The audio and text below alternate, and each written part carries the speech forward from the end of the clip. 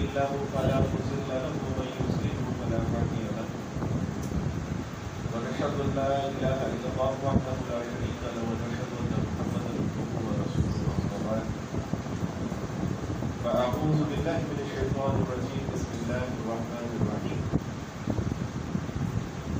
يا أيها الذين آمنوا اتقوا الله حق تقاته ولا تموتن إلا وأنتم مسلمون يا أيها الناس اتقوا ربكم الذي خلقكم من نفس واحدة وخلق منها زوجها وبث منهما رجالا كثيرا ونساء واتقوا الله الذي تساءلون به والأرحام إن الله كان عليكم رقيبا يا أيها الذين آمنوا اتقوا الله وقولوا قولا سديدا يصلح لكم أعمالكم ويغفر لكم ذنوبكم ومن يطع الله ورسوله فقد فاز فوزا عظيما صدق الله العظيم رب اشرح لي صدري ويسر لي أمري واحلل عقدة من لساني يفقهوا قولي رب زدني علما آمين يا رب العالمين. ہر طرح کی تعریف اللہ سبحانہ و تعالیٰ کے لیے ہے جو رب ہے تمام جہانوں کا اور جس کے اختیار میں ہم سب کی جان ہے اور پھر آخر ہم سب کو اسی کی طرف پڑھ کر جانا ہے. کروڑوں درود و سلام نبی کریم صلی اللہ علیہ وسلم کی ذات اقدس پر کہ جنہوں نے بڑھتی ہوئی انسانیت کو ایک ایسا صراط مستقیم عطا کیا کہ جس پر چلنے کا انعام اللہ کے یہاں وسیع جنتیں. معزز حاضرین کرام، اللہ سبحانہ و تعالیٰ نے حضرت انسان کا جو وجود ہے یہ ایک ایسی نشانی ہے، ایسی اللہ سبحانہ و تعالیٰ کی ایک برہان ہے کہ جس کے ساتھ رسول اللہ صلی اللہ علیہ وسلم نے ایک ایسی مثال دی کہ جو 2 اور 2 4 کی طرح واضح ہے. آپ علیہ السلام نے فرمایا کہ امت مسلمان کی مثال جسد واحد کی ہے اور جسد واحد کی مثال اس لیے دی کہ اگر سر میں درد ہو تو پورا بدن اس کی درد کو محسوس کرتا ہے. اگر کان میں، آنکھ میں، گلے میں، اگر پاؤں میں، ہاتھوں میں، کمر، اگر پیٹ اوپر سے نیچے جسم کے کسی حصے میں اگر درد ہو تو انسان بے چین ہو جاتا ہے. اس کی کیفیت میں ایک تذبذب واقع ہو جاتا ہے، اس کی نیند حرام ہو جاتی ہے، اس کا چین جاتا رہتا ہے. راحت جان سکون قلب کو میسر نہیں ہوتا کہ جب جسم کا کوئی ایک حصہ یہاں تک کہ ہمارے ناخن کا زیادہ حصہ اگر کٹ جائے تو پورا جسم اس تکلیف کو محسوس کرتا ہے. That's why محمد صلی اللہ علیہ وسلم سے امت مسلمہ کی مثال جسد واحد کی.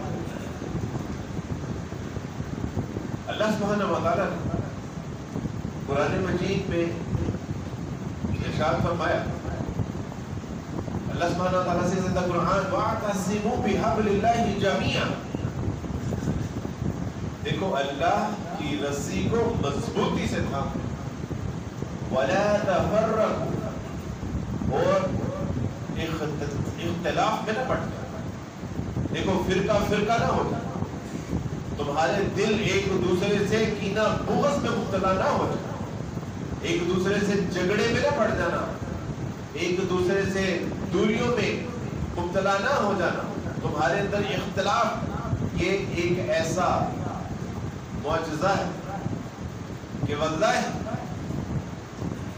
اگر شیعہ، دیوبندی، حنفی، بریلوی، مالکی، شافعی کوئی بھی اگر اس کو مضبوطی سے تھام لے گا تو اپنے مسلمان کے بارے میں اس کے دل میں کینہ، بغض، حسد کبھی بھی نہیں کرے.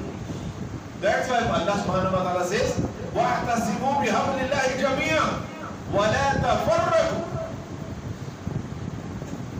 اور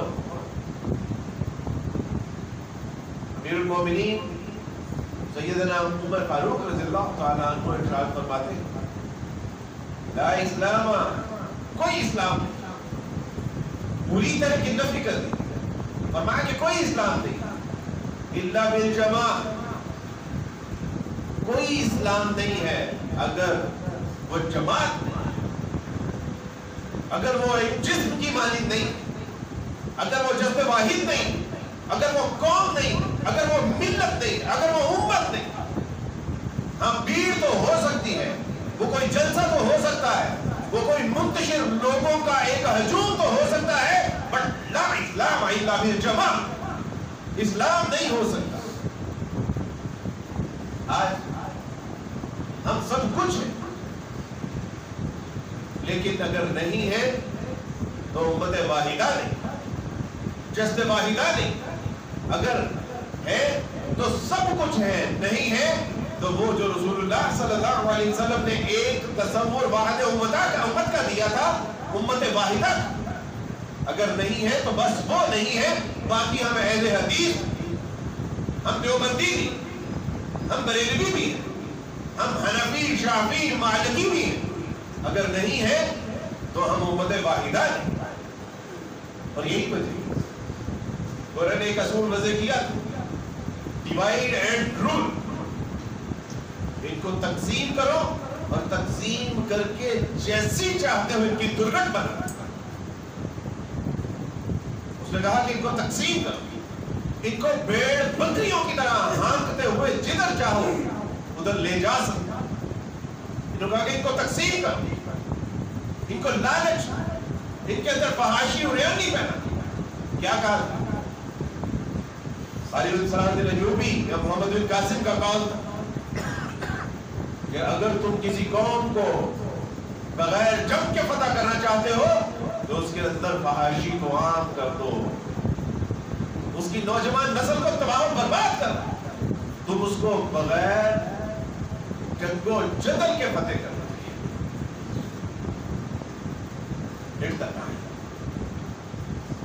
میرے دوستوں، بھائیو، بزرگوں، یہ نہ سمجھیے گا کہ فلسطین ہم سے 3400 کلومیٹر کے فاصلے ہے۔ اب یہ فاصلے نہیں، یہ نہ سمجھیے گا کہ آج اگر فلسطین میں بچوں کو قتل کیا جا رہا ہے، ان کو شہید کیا جا رہا ہے، فاسفورس بم گرائے جا رہے ہیں، ان کو کیڑے اور مکوڑوں کی طرف مسئلہ جا رہا ہے، اور اگر آج ہم نے خاموشی اختیار کی تو اللہ سبحانہ و تعالیٰ کا عذاب 3300 کلومیٹر سے وہاں سے یہاں آنے میں کوئی تاخیر نہیں سکتا۔ آج اگر ہمارے دل نہیں ہو بچل رہے، اگر ہمارے دلوں میں تکلیف نہیں ہو رہی، اگر ہمیں یہ محسوس نہیں ہو رہا کہ وہ تو ہمارے دل میں وہ جو تکلیف ہے وہ شام کی، جو ہمارے دل میں تکلیف ہے وہ فلسطین کی، جو ہمارے دل میں تکلیف ہے وہ بیت المقدس کی، اگر یہ تکلیف اپنے اندر محسوس نہیں کر رہے تو پھر آپ آرام سے، پھر اللہ سبحانہ و تعالیٰ کے عذاب کو یہاں آنے میں کچھ دیر مل سکتے۔ شام دراصل وہ ملک ہے جو احادیث میں آتا ہے، جس کے بارے میں اللہ سبحانہ و تعالیٰ ارشاد فرماتا ہے کہ مبارک ہے وہ ذات، بابرکت ہے وہ ذات جو اپنے بندے محمد صلی اللہ علیہ وسلم کو مسجد الحرام سے مسجد الاقصی اور اس کے بعد پھر اللہ سبحانہ و تعالیٰ نے معراج کی سیر کرائی۔ اللہ سبحانہ و تعالیٰ ارشاد فرماتے ہیں کہ نہ صرف مسجد اقصی بلکہ اس کے ارد گرد کا جو مقام ہے اس میں بھی اللہ نے برکت رکھی۔ وہ شام جو احادیث میں آتا ہے، آج اگر اس کا جائزہ لیا جائے تو اس میں 4 ممالک آتے ہیں، اور وہ 4 ممالک کون سے ہیں؟ شام، لبنان، اردن اور فلسطین۔ یہ چاروں رسول اللہ صلی اللہ علیہ وسلم کے دور میں شام کہتا تھا۔ مسجد اقصی وہ مقام کے جس کے بارے میں ابو ذر غفاری رضی اللہ تعالیٰ عنہ پوچھتے ہیں اللہ کے رسول صلی اللہ علیہ وسلم، دنیا میں سب سے پہلا اللہ کا گھر کون سا؟ آپ علیہ السلام نے فرمایا کہ مکہ المکرمہ میں جو بیت اللہ۔ فرمایا کہ اللہ کے رسول دوسرا گھر کون سا؟ فرمایا کہ مسجد اقصی۔ اقصی کا معنی ہے دور دراز کی جگہ۔ ابو ہریرہ رضی اللہ تعالیٰ عنہ فرماتے ہیں کہ اللہ کے رسول صلی اللہ علیہ وسلم نے ارشاد فرمایا کہ 3 مسجدیں ایسی ہیں کہ جس کی طرف سفر کرنے کی اجازت ہے ثواب کے لیے، بیت اللہ، مسجد نبوی اور مسجد اقصی. اور اللہ کے رسول صلی اللہ علیہ وسلم نے فرمایا کہ مسجد اقصی کی فضیلت یہ ہے کہ نہ صرف وہاں نماز پڑھنے میں 250 نمازوں کا اجر و ثواب ہے، بلکہ نبی علیہ السلام نے اس کے بارے میں جو دعا کی کہ اللہ اس کے یہاں آنے والے دیکھنے والے کے گناہوں کو ایسے معاف فرما دیجیے گا جیسے بچپن میں وہ پیدا ہوتا ہے تو اس کے ذمہ کوئی گناہ نہیں ہوتا کہ اس کی فصل آج بڑی خون میں نہلایا جا رہا ہے. سچی بات ہے کہ او آئی سی کا کیا رونا روئے، کیا رونا روئے کہ او آئی سی اس وقت کس بے حسی کا منظر پیش کر رہی ہے. ابھی تک پاکستان کی طرف سے کوئی سالڈ موقف نہیں اختیار کیا. اب کیا رونا روئے کہ سعودیہ نے کیا سٹانس لیا ہے، ہم کیا رونا روئے کہ یو اے ای نے کیا سٹانس لیا ہے. سچی بات تو یہ ہے کہ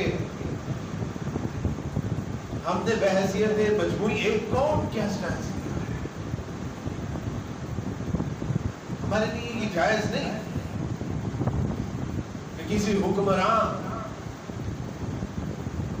کی حکومت میں رہتے ہوئے انفرادی طور پہ جہاد کا اعلان کرے.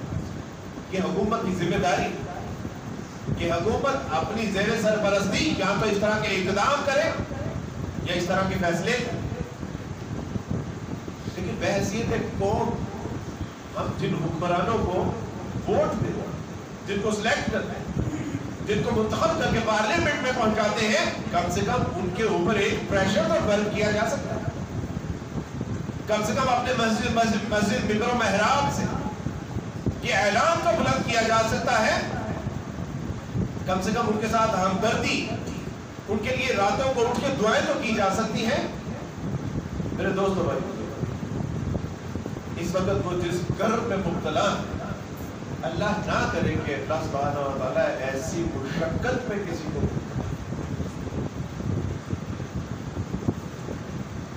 بچے، مائیں آسمان کی طرف دیکھ رہی ہے کہ وہ کون سا لمحہ ہوگا کہ جب بارش اور بم گرے گا اور ہم اللہ سے جا ملیں گے.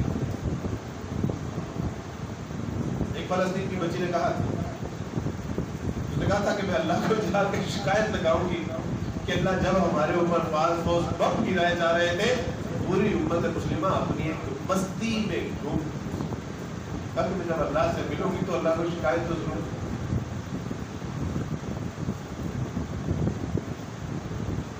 فلسطین کے رہنما نے کہا کہ ہم یہ سب ساری زندگی یہ سمجھتے رہے کہ ہم آزاد نہیں، لیکن اب آ کے پتا چلا کہ آزاد تو صرف ہم ہیں، باقی 55 ممالک آزاد.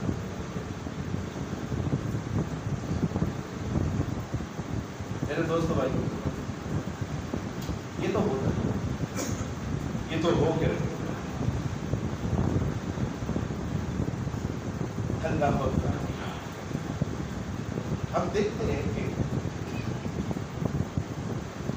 وہ یہودی جن کو 2000 سال سے فلسطین سے در بدر کیا ہوا، اور یہ ہم نے نہیں کیا. مسیح علیہ السلام 100-150 سال پہلے جو ٹائٹس نے ان کی درگٹ بنائی اور وہاں سے نکالا اور ان کا سب کچھ ملیا میٹ کر دیا، اور جب بچ گئے ان کو صرف ایک شرط پہ چھوڑا کہ یہاں سے دفع ہو جاؤ، get out from here and never come back، دوبارہ واپس نہیں آؤ گی. مسیح علیہ السلام کا دور گزرا، ان کو کوئی اجازت نہیں. اس کے بعد مسیح علیہ السلام کے 325 سال بعد جب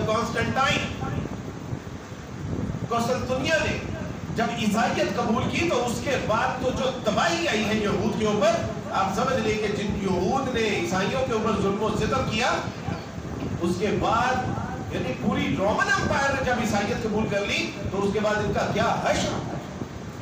اس کے بعد جب روم کو, جب اس کو فلسطین کو فتح کیا ہے مسلمانوں نے, تو اونچی اونچی فصیلیں, اور جب اونچی اونچی فصیلوں میں یہ اپنے آپ کو محصور کر لیا انہوں نے, تو انہوں نے کہا کہ ابو عبیدہ بن جراح رضی اللہ تعالیٰ عنہ تھے, انہوں نے کہا کہ ہمارے اندر کے معاملات اتنے اسٹرانگ ہیں, آپ ساری زندگی بھی ہمارے ساتھ معاملات کرتے رہیں گے تو اجازت نہیں, ہمیں پتہ نہیں کرتا. کہا کہ ہاں ایک بات ہے کہ ہمارے یہاں کتابوں میں یہ وضع ہے, لکھا ہے کہ ایک فقیر صرف ایک بادشاہ ہوگا کہ جو آ کے اس کو بغیر جنگ و جدل کے فتح کر دے. وہ سمجھ گئے کہ یہ امیر المومنین عمر فاروق رضی اللہ تعالیٰ عنہ کی بات کر رہے ہیں, اور ہوا بھی یہی کہ جب عمر فاروق رضی اللہ تعالیٰ عنہ وہاں پر پہنچے تو غلام اونٹ کے اوپر تھا, اور خود جو ہے وہ اس کی نکیل پکڑ کے اور ہاتھ میں جوتے پکڑ کے سفر کر گئے. جب انہوں نے دیکھا تو انہوں نے کہا کہ ہاں وہ جو ہم نے نشانیاں پڑھی تھی وہ یہی. بعض واقعات میں آتا ہے کہ انہوں نے کہا کہ یہ تو 12 پیمند ہے, لیکن ہماری کتابوں میں تو 13 پیمند والا شخص لکھا ہے, بازو اٹھایا کہا ایک بازو کے نیچے. اس وقت جب بغیر ایک بھی جان کے ضیاع کے اللہ سبحانہ و تعالیٰ نے بیت المقدس کو فتح ہونے کی توفیق عطا فرمائی, تو اس وقت عیسائیوں نے آج وہی کینیڈا, آج وہی فرانس, آج وہی یو ایس اے, آج وہی یو کے جو کہتے ہیں کہ we stand with the Israel, we stand with the Israel, انہی ظالموں نے مسلمانوں سے کہا تھا کہ امیر المومنین عمر, ہم آپ کو جو یہ فلسطین کی چابیاں دے رہے ہیں, ہم جو کنچیاں آپ کے حوالے کر رہے ہیں, اس میں ایک ہماری شرط ہے کہ کبھی بھی یہود کو آپ یہاں پہ آباد نہیں ہونے دیں گے. یہ تو اتنے بدکار, اتنے بدعہد, اتنے ظالم فاسق فاجر ہیں کہ اپنے آباء و اجداد کا کیا ہوا وعدہ اس کی بھی ان کو لاج رکھنے کی تمیز نہیں. اور کیا ہوا کہ خود ہی عیسائیوں نے کہا جب فتح ہو گیا, عمر فاروق نے کہا کہ جو مسیحی یہاں پہ رہنا چاہتے ہیں ان کے مال جان عزت مال و دولت کی حفاظت کی ذمہ داری ہماری ہے, اور کہا کہ جو جانا چاہتا ہے, جس مقام پہ وہ پہنچنا چاہتا ہے, وہاں اس کو پہنچانے کی بھی ذمہ داری امت مسلمہ کی. لہٰذا کچھ لوگوں نے وہاں قیام کیا, کچھ لوگوں نے وہاں سے رخصت کیا, لیکن یہودیوں کے لیے ایک جو پچھلے 600 سال سے اجازت نہیں تھی, اس کو کامن سٹی قرار دے دیا گیا کہ اب یہ یہودی یہاں پہ ایز اے وزٹر آ سکتے ہیں, لیکن یہاں قیام نہیں کر سکتے. اور پھر اللہ سبحانہ و تعالیٰ امت مسلمہ کے ذریعے ایک فتح, اور پھر آتے چلتے چلتے چلتے چلتے پھر یہ یہود و حنون دونوں کی ملی بگی سازش کیسے کی. ہٹلر دنیا کا بہت بدنام ترین انسان, کہ جب کسی کو گالی بھی دینی ہوتی ہے تو ہم کہتے ہیں کہ کیا ہٹلر مزاج ہے تمہارا. اس ہٹلر نے کہا, اس نے کہا تھا کہ آج تو دنیا مجھے برا بھلا کہہ رہی ہے, میرے بارے میں ٹرائل چلانے کی کوشش کی جا رہی ہے, میں نے چند ایک یہودیوں کو چھوڑا. اس وقت 6 ملین یہودیوں کو اس نے گاجر اور مولی کی طرح کاٹا. اس کے پیچھے بہت سالڈ ریزن تھی. وہ کہتا تھا کہ میں نے جہاں پہ بھی اپنے بارے میں کوئی سازش پائی, میں نے جہاں بھی غلط عزائم پائے, جب میں نے اس کی تشخیص کی تو اس کے پیچھے یہود تھے. اس نے کہا کہ میں نے چاہتے ایک یہودی چھوڑے ہیں یہ بات ثابت کرنے کے لیے کہ آج جو مجھے غلط کہہ رہے ہیں, کل وہ یہ کہیں گے کہ ہٹلر نے جو کیا تھا بالکل ٹھیک. اور اس نے کہا کہ میں نے اس لیے چند ایک یہودی چھوڑے. آج جب امریکہ یہ کہتا ہے کہ we stand with the Israel, تو اس کی گردن کے نیچے یہود کا ایک ایسا ناخن ہے کہ جو اس کی رگے جان کے اوپر رکھا ہوا. اس نے کہا کہ we will see, ہم دیکھ لیں گے امریکہ کو. جب کچھ عرصہ پہلے یہ بات چیت ہو رہی تھی کہ اسرائیل زیادتی کر رہا ہے, تو اس نے ایریل شارون نے ڈائریکٹ کہا تھا we will see, ہم دیکھ لیں گے, ہم تمہارے اندر ایک ایسی آگ برپا کریں گے جو ساری زندگی یاد رکھو کہ اب تو ساری مینجمنٹ ان کی ہے. اور اس وقت جب ہٹلر نے 33 سے 44 تک ان کو ڈھونڈ کے تلاش کر جب ان کی گردنیں ماری تو پھر یہ 1944 کے بعد کئی ممالک میں گئے ہیں، لیکن وہ ان کی فتنہ گری سے آشنا تھے، کسی نے ان کو پناہ نہیں دی. اور پھر یہ فلسطین جب گئے ہیں تو انہوں نے اپنے بڑے بڑے جہازوں کے اوپر لکھا ہوا تھا کہ everybody destroy our family or homes, please don't destroy our home. دیکھو لوگوں نے، دنیا نے ہمارے گھروں کو، ہماری فیملیز کو تباہ و برباد کر دیا. اے فلسطین کے رہنے والوں، اے مسلمانوں، ہماری امید کو نہ توڑنا. اور کیا کہا کہ ہمیں پاس یہاں بہت باش کر رہے ہیں. اور وہ اتنی شاطر اور اتنی چالاک اور اتنی فتنہ گر قوم ہے کہ وہاں ان کو مسلمان بھلا یہ معصوم، یہ جلدی کسی کے اوپر رحم کرنے میں، لہذا بھائی مسلمانوں نے جگہ دی. انہوں نے عمارات کو خریدا، ان کو بہت ویل ڈیزائن کر کے اونچی اونچی عمارتیں بنائی. مسلمانوں نے زیادہ قیمتوں کے اوپر، میں ایک بار سعودیہ میں تھا اور میں نے کہا کہ سعودیہ میں جو 50 سال سے رہ رہے ہیں ان کو یہاں جگہ خریدنے کی اجازت نہیں ہے، یہ زیادتی نہیں. تو انہوں نے کہا کہ عبد الباسط بھائی یہ ایک زیادتی کا منظر ہم فلسطین میں دیکھ چکے ہیں. یہی کیا تھا نا کہ فلسطین میں غیر آباد جگہوں کو ہم نے یہودیوں کو فروخت کرنا شروع کر دیا. اگر یہاں پہ اس کا سب سے بڑا حصہ صحراؤں پر مشتمل ہے، اور اگر آج سعودی ان کو فروخت کرنا شروع کر دے تو جلد ہی وہی منظر پیش ہوگا جو آج فلسطین میں. دوستو بھائی بزرگوں، آپ کو کیا لگتا ہے کہ 44 سے لے کے یا 33 سے لے کے جب ان کا جینوسائیڈ ہوا، یہ ان کا جو ہولوکاسٹ ہوئی، آپ کو کیا لگتا ہے کہ یہ انہوں نے اس 33 سے لے کے اب تک کی پلان 2000 سال سے یہ اس تگودو میں ہے کہ ہم قوم یہود کو کس طرح سٹینڈ کر رہے ہیں؟ کا دعویٰ ہے کہ ایک یہودی 1000 مسلمانوں کے اوپر غالب ہے. دنیا میں 55 lakh, they are only 55 lakh 5.5 million only in this world. اور پوری دنیا کو تکنی کا راج نچا رہے ہیں. پوری دنیا مجبور ہے کہ ان سے اسلحہ خریدے. ہمارا ایک بہت بڑا پروجیکٹ جس میں فحش مواد کی تشہیر کی جا رہی تھی، اور اس تشہیر کو روکنے کے لیے جب پی ٹی اے کو اپروچ کیا گیا تو انہوں نے کہا کہ یہ 7 ارب روپے کا سافٹ ویئر ہے جو اس کی روک تھام میں کام آ سکتا ہے، اور وہ سافٹ ویئر صرف اسرائیل کے پاس ہے. کیوں؟ آج دنیا کے 7 بڑے میڈیا اسٹیشنز ہیں جہاں پوری دنیا کا میڈیا جہاں سے آپریٹ کیا جاتا ہے، 6 اسرائیل کے ہیں یہودیوں کے، اور 1 جاپان کے. پوری دنیا خبر رساں ایجنسیاں یہود کے ہاتھ میں. اس کا مطلب ہے کہ انہوں نے 55 60 70 سال کی پلاننگ نہیں، انہوں نے 2000 سال سے یہ پلاننگ کر رہے ہیں. اور ہم کیا کر رہے ہیں؟ ہم یہاں پر اس میں مبتلا ہیں کہ شیعہ کون ہے، حنفی کون ہے، مالکی کون ہے، حنبلی کون ہے، یہ کافر ہے، یہ مشرک، یہ بدعاتی. ہم اس جنگ میں مبتلا ہیں. ہم مسجدوں کے اوپر فتوے کر رہے ہیں، مسجدوں کے اوپر جو ہے وہ قبضے کر رہے ہیں.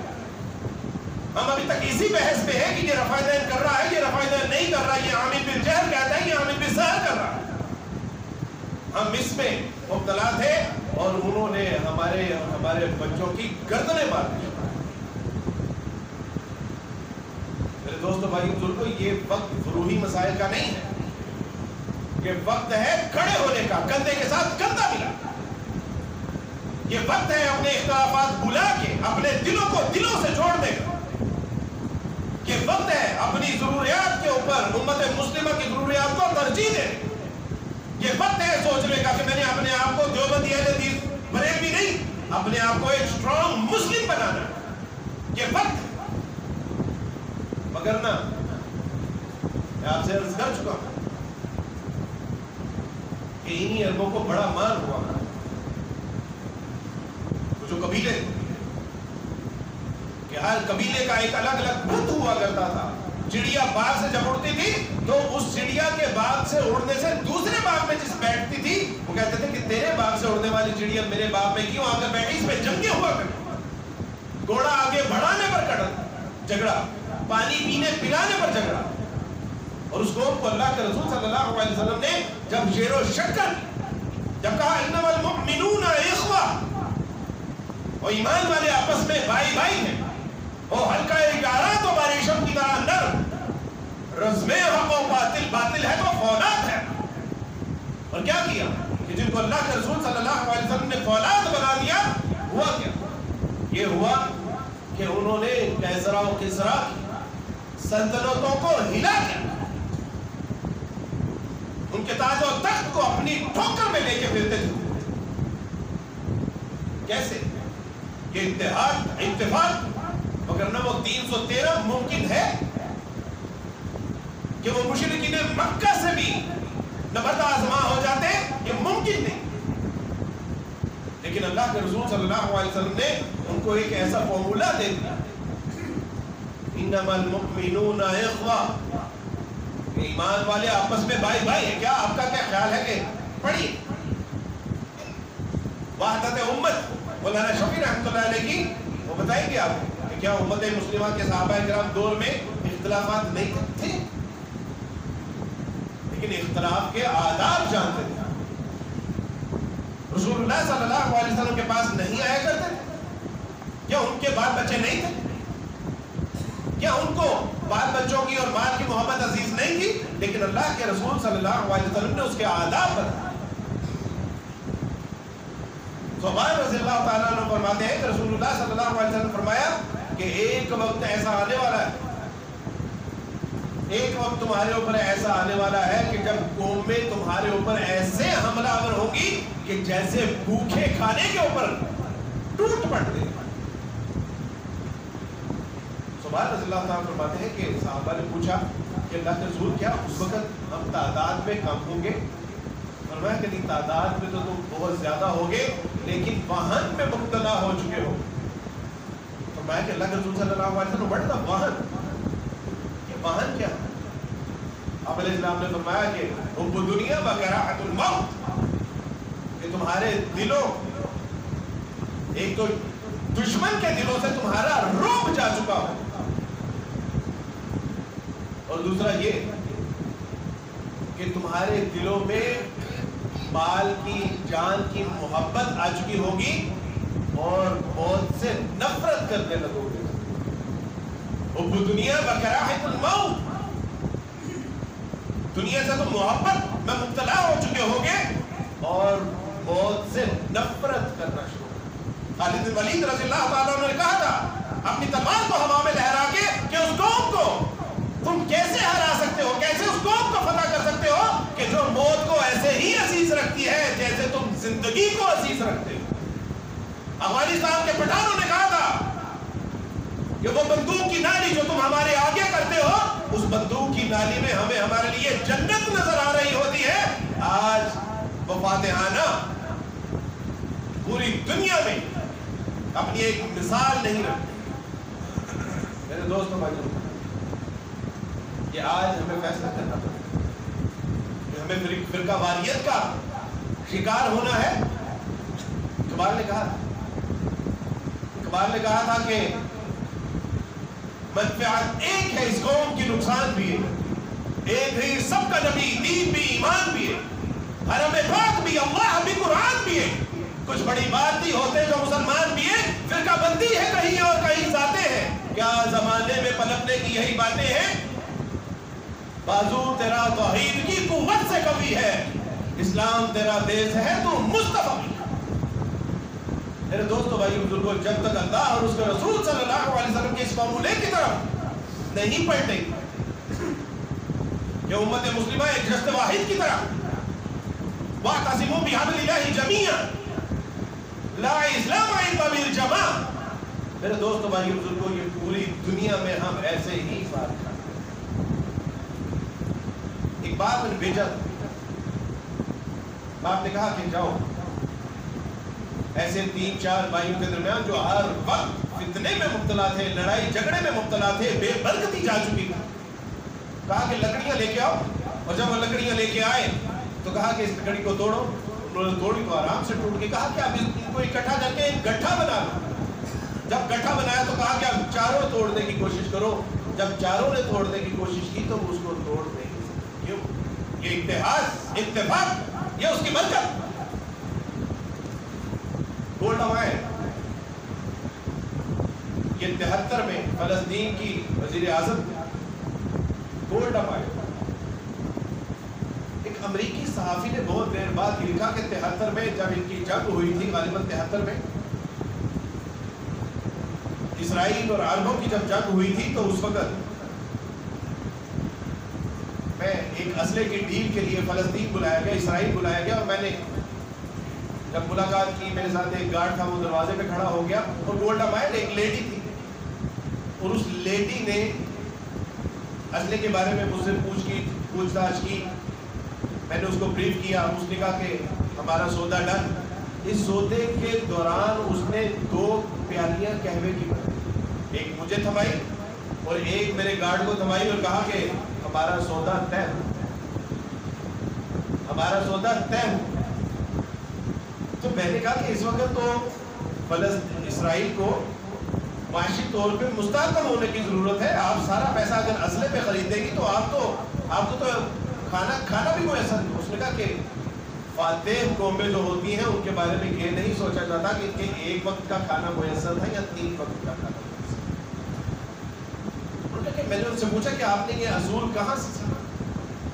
जब मैंने ये असूल, जब मैं बचपन में काबिल ध्यान की तालिब इल्म थी और मैंने पढ़ा कि मोहम्मद सल्लल्लाहु अलैहि वसल्लम जब इंतकाल हुआ तो आपके घर में दिया जलाने के लिए तेल भी मुयसर नहीं था, तेल खरीदने के लिए पैसे नहीं थे। लेकिन रसूलुल्लाह सल्लल्लाहु अलैहि वसल्लम के घर की दीवारों में 9 तलवारें लटक रही थी। कौमें ये नहीं पूछती कि जैम और अंडे के साथ तुमने नाश्ता किया था कि नहीं किया था। कौमें ये नहीं पूछती थी कि तुम्हारे पास एंड्रॉइड था, तुम्हारे पास एप्पल था, 14 था, प्रो था। कौमें ये नहीं पूछती कि तुम्हारी अमारत बड़ी थी कि छोटी थी। कौमें ये नहीं पूछती कि रात को जब सोते थे पेट भर के सोते थे कि नहीं। कौमें ये नहीं पूछती कि त्योहारों के ऊपर अपने नए कपड़े सिलाए। कौमें ये नहीं पूछती कि तुम्हारे मिंबर और मेहराब कितने ऊंचे थे और शानदार थे। कौमें ये पूछती है कि फातेह कौन था और मफ्तूह कौन था। तारीख उनको याद रखती है जो फातेहीन होते हैं। कौमें अच्छे नाश्ते करने वालों को याद नहीं रखती, अच्छे मोबाइल, अच्छे घर, ऊंची इमारत को नहीं याद रखती। वो उसको याद रखती है कि जो फातेहीन हो। कहा कि उस औरत ने मुझे जिंदगी का सबसे बड़ा सबक सिखाया। मेरे दोस्तों भाइयों,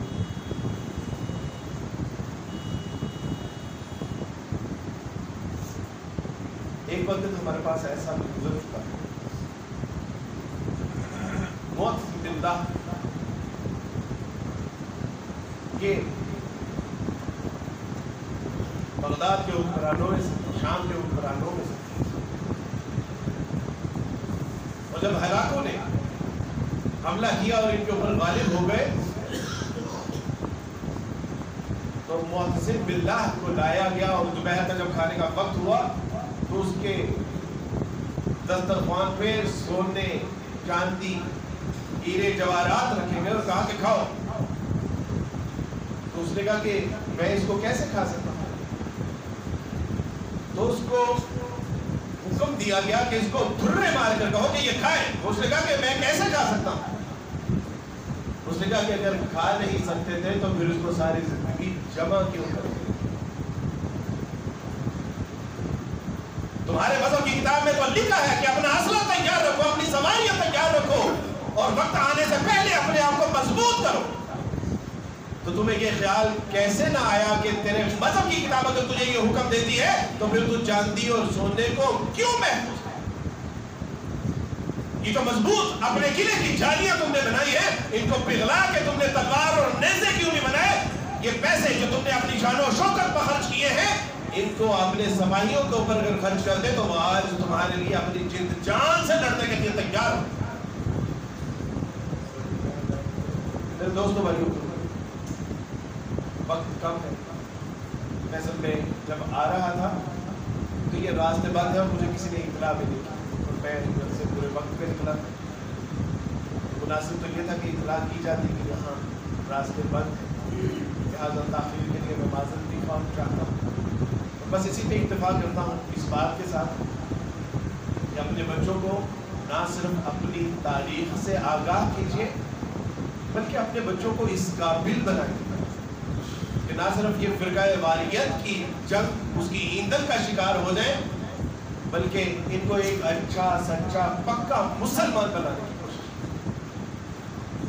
مجھے نہیں پتا کہ آئندہ کے بعد یہ مجھے بلائیں گے یا نہیں بلائیں گے مسجد والے، لیکن میں تنخواہ پہ نہیں، میں کہیں جاتا ہوں تو پیسے نہیں لیتا، لیکن بات وہی کرتا ہوں جو اللہ اور اس کے رسول صلی اللہ علیہ وسلم کو محبوب ہے، مطلوب ہے، مقصود ہے۔ ہمارے پاس کوئی چارہ نہیں ہے ماں سوائے اس کے کہ ایک اچھے سچے پکے مسلمان بنے اور اپنے بچوں کو پروڈکٹیو بنائیں، ان کو ایسے کاموں میں لگائیں کہ جو آج سے 30-40 سال بعد پتہ چلے کہ ہاں قوم، ملک، ملت کے لیے، امت کے لیے یہ کارآمد میں روٹی کے چکر میں نہ ڈال دیا۔ I never go to school, I never go to college or university، لیکن اللہ سبحانہ وتعالیٰ کھلا رہے ہیں، پلا رہے ہیں، اچھا سلا رہے ہیں۔ اگر میں اسی نیت سے اسکول، کالج، یونیورسٹیوں میں تعلیم حاصل کرتا کہ میرا روزگار اچھا ہو جائے تو شاید میں کسی کے دفتر میں کسی کی چپڑاسی کی نوکری کر رہا ہوں۔ واللہ خیر الرازقین، اس بات سے بے فکر ہو جائیے کہ اللہ سبحانہ وتعالیٰ آپ کے بچوں کو بھوکا مار دے، اس سے بے فکر ہو جائیے۔ وہ تو یہود و نصارہ کو کھلا رہا ہے، وہ تو ہندوؤں کو، وہ تو جو ایتھیسٹ ہے جو اس کو نہیں مانتے ان کو کھلا رہا ہے، ہم تو پھر کبھی کبھی اس کا نام لے لیتے ہیں۔ اپنے بچوں کو ایک اچھا مسلمان بنائیں، اس کو سائنس اینڈ ٹیکنالوجی کے میدان میں، اس لیے کہ قوم، ملک، ملت کے لیے یہ استعمال ہو سکے۔ اپنے اندر اتحاد، اتفاق، اپنی صفوں میں کالی بھیڑوں کو تلاش کیجئے اور ان سے کنارہ کشی کیجئے۔ فرقہ واریت کی آگ بھڑکانے والے ان سے کنارہ کشی کیجئے۔